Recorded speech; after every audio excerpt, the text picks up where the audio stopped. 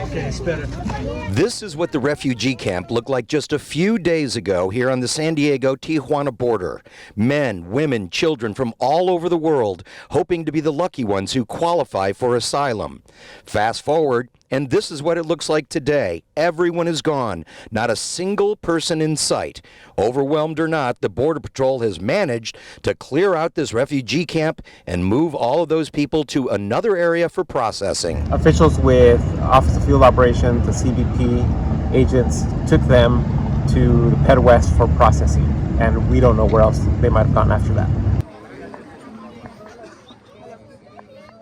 That's clearly not the case for hundreds of immigrants who made their way to the East County of San Diego. Most of these people are from Colombia, and as you can see, many of them with small children have set up refugee camps in the hills of San Diego County. You know, it's a lot of families that have probably been promised a lot of things, and they're here now and they have a lot of needs. They're hungry, they're thirsty, they have young babies, young children that don't have any food.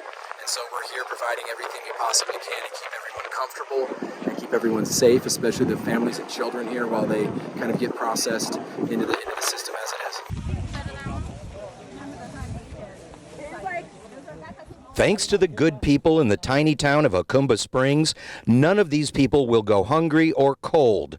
Volunteers are coming out of the woodwork to help, everything from food to clothing. At this particular location, emergency room doctors and nurses showed up on their day off, volunteering to help treat the sick. Oh, well, the people that have come out is absolutely incredible. We've had an amazing response. We're just a little tiny group in a really remote town, and we put out the call, and we have, I don't even know how many volunteers now, maybe over 100 have come in the last 24 hours at different points to help, to drop off, to provide goods. I mean, it's a beautiful thing to see. After realizing these volunteers were truly there to help, these immigrants lined up in formation, waiting patiently for their turn.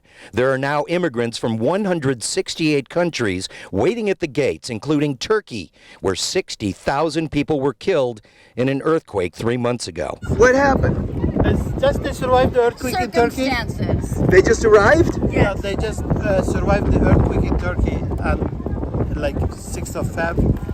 And the survivors is 2 of them. These young people were separated from their mother when she left in an ambulance. While those people wait patiently in the East County, the volunteers along the San Diego-Tijuana border are closing up shop and looking for new ways to help. Where are you going from here? We're going to try to identify where we might be able to take some of these donations, and we're going to keep monitoring some of the border areas to see if there's a continued need to bring some of this material aid, supplies, and make sure they don't go to waste. All right, back now with what used to be the refugee camp just up until a couple of days ago. As you can see, the Border Patrol moved very quickly, and the immigrants have left everything behind. This will be a big cleanup measure, but it appears as if those immigrants are now moving to the next step. What that next step is, we don't quite know. We do know that some of the people will qualify for asylum, and they will be allowed to stay in the United States and become citizens. We also know that there are a lot of people who will not qualify for asylum because they're here for other reasons than a credible fear of their home country. Now that all these folks are gone and being processed, presumably, what happens next? We haven't seen another wave of people coming down, but it certainly could happen. As predicted, there will be many, many more thousands of people on their way to the United States for asylum. We're along the TJ San Diego border right now, which is completely empty compared to last week where it was completely full. Dan Plant, KUSI News.